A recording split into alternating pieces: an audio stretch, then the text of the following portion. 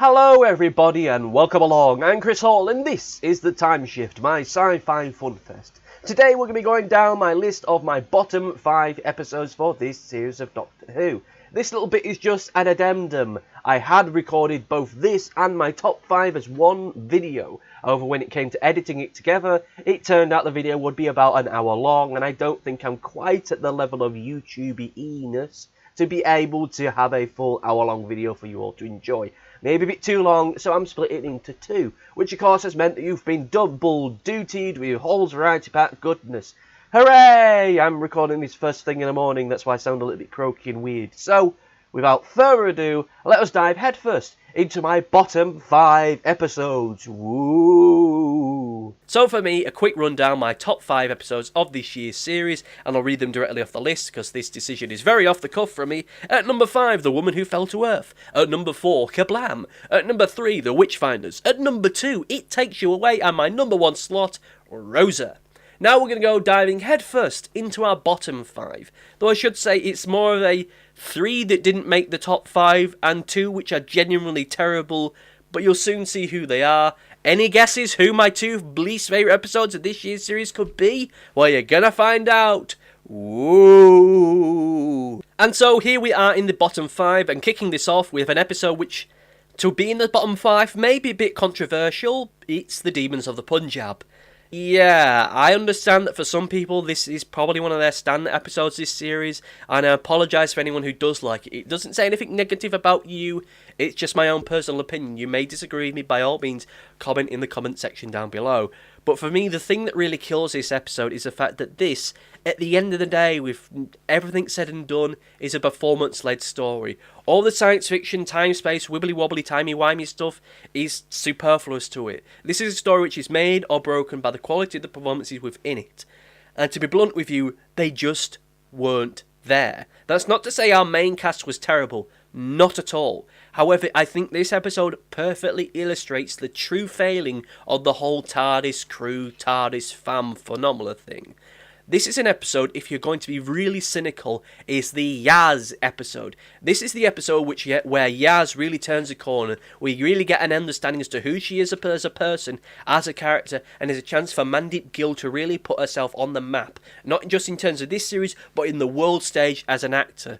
And the fact of the matter is, she really doesn't. And it's not because she's a bad performer, not because she's a bad actor, but it's purely and simply because she's not given enough material to work with. When you've got a core cast of 4 people, you're not going to have the screen time with which to really give her the opportunities to really sell herself. Way too much of this episode felt as though it was exploring more about Graham and Ryan and a bit of the Doctor than it did about the person whom this episode is supposed to be about. And that for me is a shock.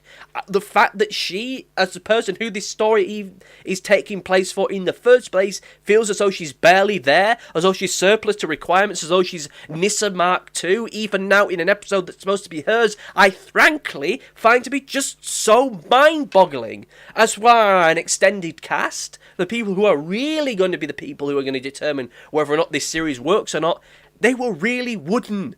This is an episode where our big, heroic, leading male character felt so bloody wooden, it was kind of astounding. Yeah, some people have been kind of joking about some of the more mechanical dialogue in the episode, the dialogue which, to be blunt with you, is needed to get stuff going, being delivered in such a wooden way, but at the end of the day, when it comes to his big dramatical moments, it's hard to get a grasp as to what he's supposed to be doing. Were it not for the dramatic music in the background and the fact that I'm a fully functioning adult that's able to understand the gravity of the situation, I wouldn't know what the hell the emotive weight of this moment was supposed to be. This is an episode which feels as though it should be the universal Remembrance Sunday episode. An episode which is about the deaths of those who are unseen, those people who die in the background, lost and forgotten, whether that be in war or just in accidents in everyday life. An episode where we can take a moment to just think of those people who don't have anyone with them in their final moments in life.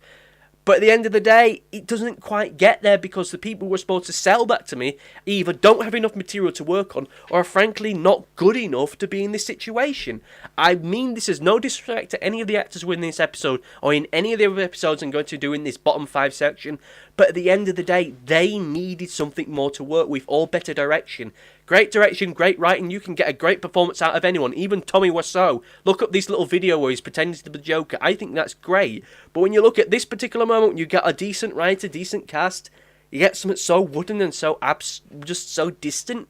I just kind of struggle to think as to how this episode could be a good episode.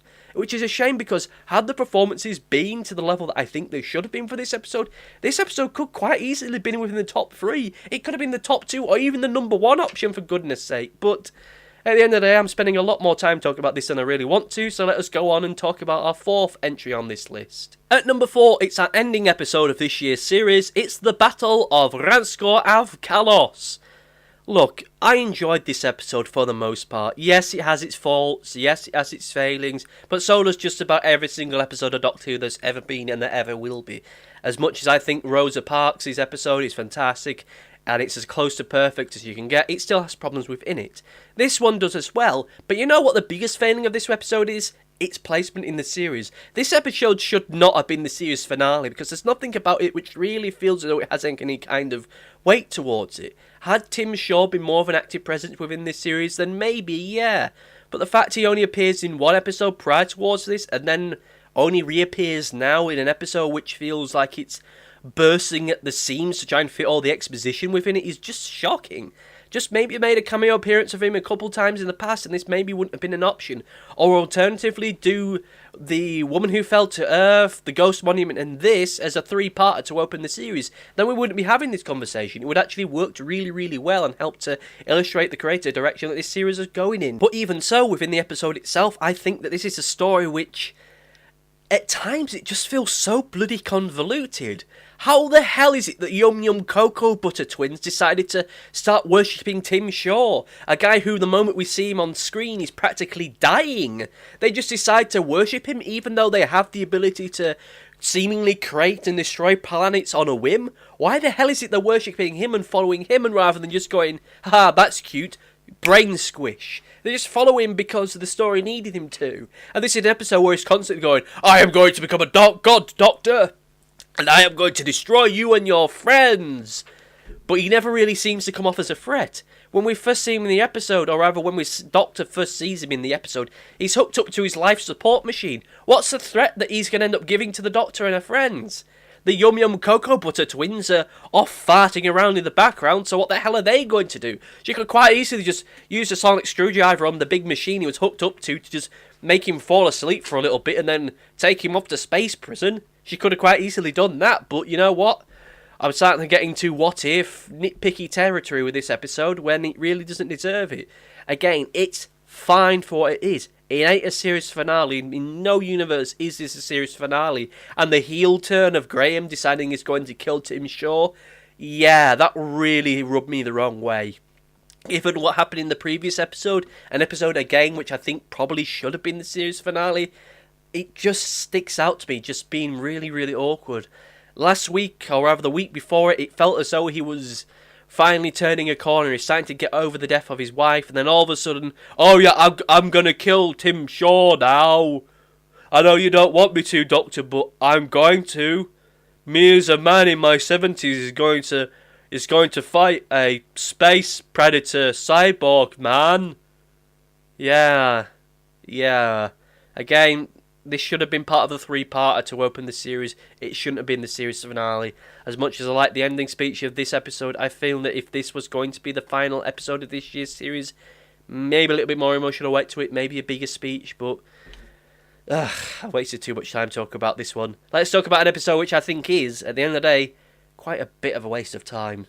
And so, at number 3, it's the Ghost Monument. Woo! And much like a ghost, it was totally transparent. This is an episode which only really existed so as to set up this year's series-long mystery.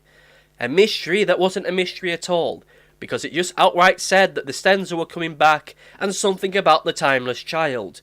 Something that will either be resolved or built upon in either the New Year's special or the next series in a year's time, or rather a year and a few weeks' time if we're going to be a little bit more accurate. But you know what? At the end of the day, there's not really much to say about this episode, because at the end of the day, it is just so vacuous and empty. It's a story that exists purely simply for setup. and within the episode itself, it's a hell of a lot of setup and not much payoff. It's an episode with a villain who isn't really a villain, monsters which look terrible, and a story which is just the Doctor walking around for way too long. It's a shame because with the way the previous episode ended, with it ending on a cliffhanger directly leading into this one, it's a shame that this episode didn't do the same, and that whole angle was totally abandoned. Maybe there was a reason behind it, maybe we'll speculate it in the series-wide review, but for now, the Ghost Monument is just such a non-entity, I don't want to talk about it much any longer. And so, to our terrible 2, beginning with an episode which really is a number 2 in almost every way, shape and form.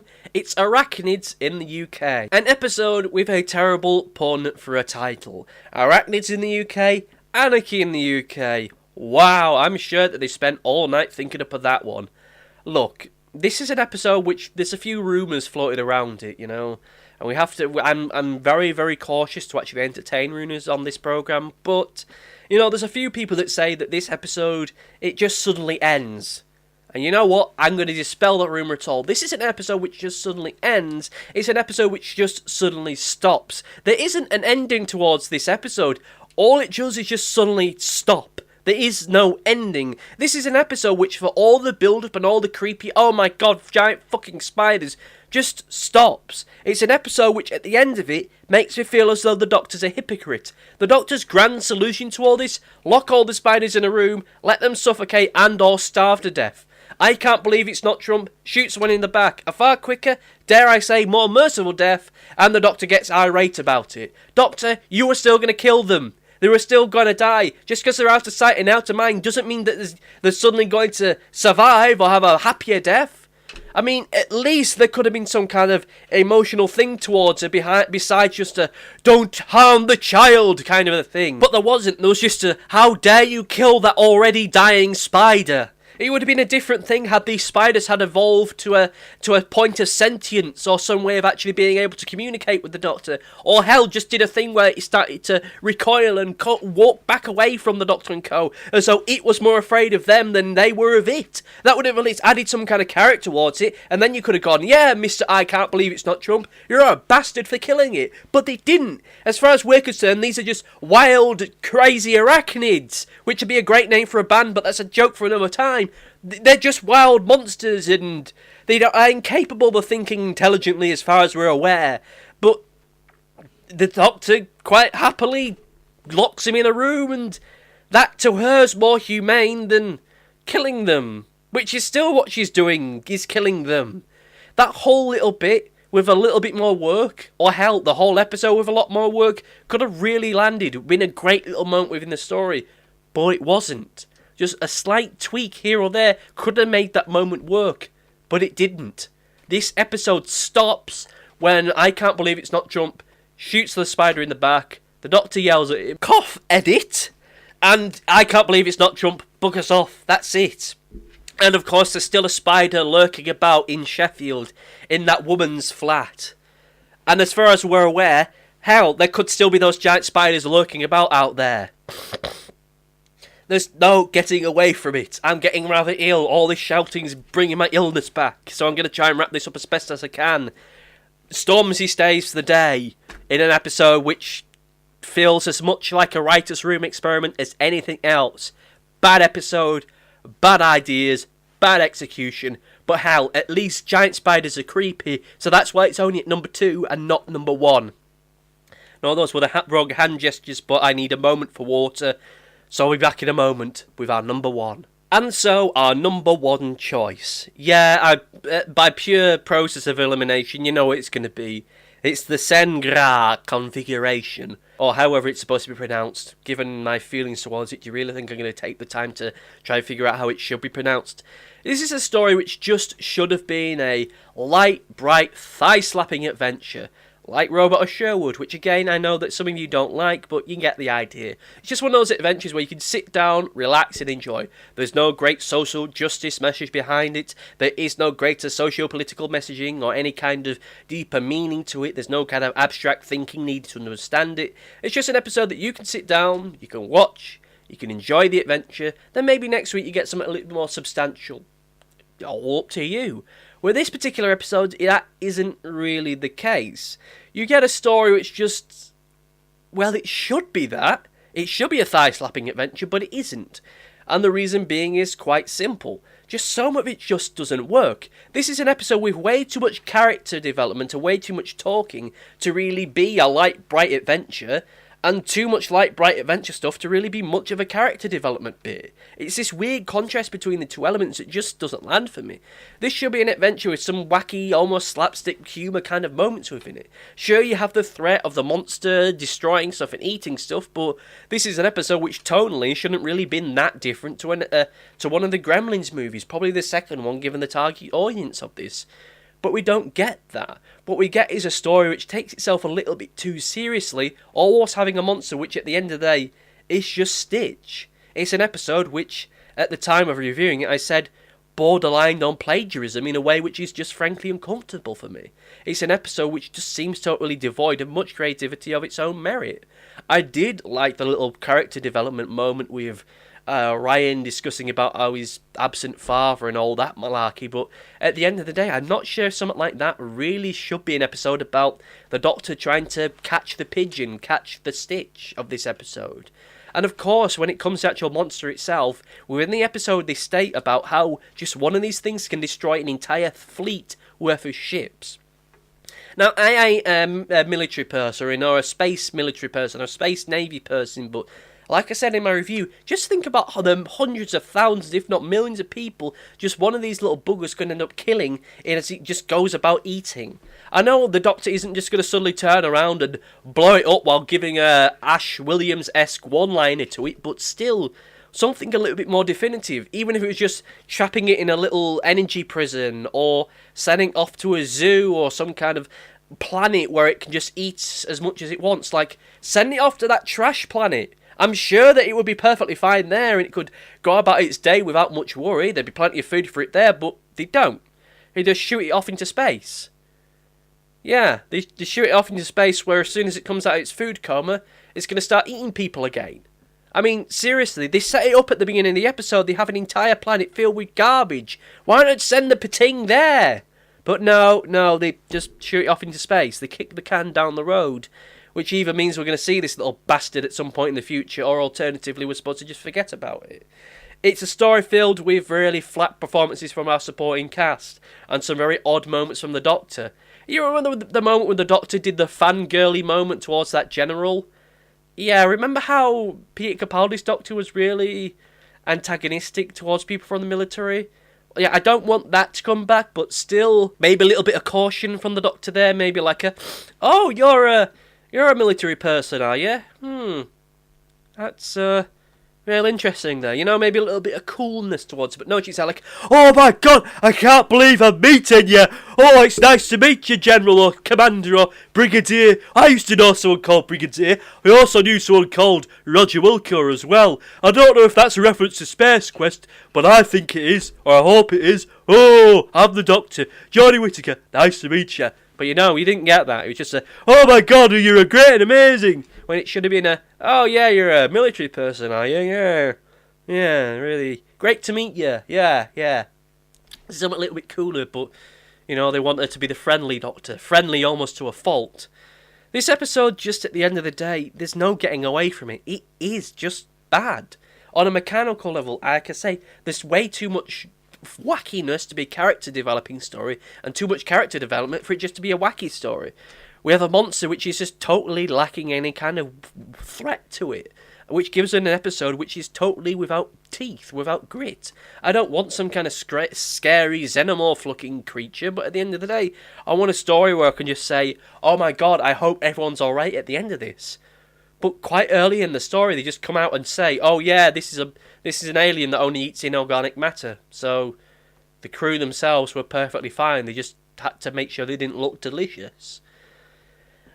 Whilst this is an episode that I didn't quite get as animated about as Arachnids in the UK, I think that this, at the end of the day, is almost like the combo breaker of this year's series.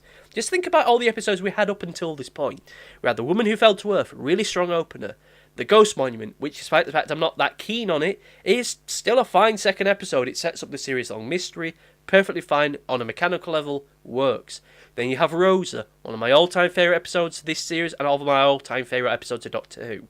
You then have Arachnids in the UK. I hate it, but Creepy Spiders is always going to sell some people, so if you're arachnophobic, it's going to land for you.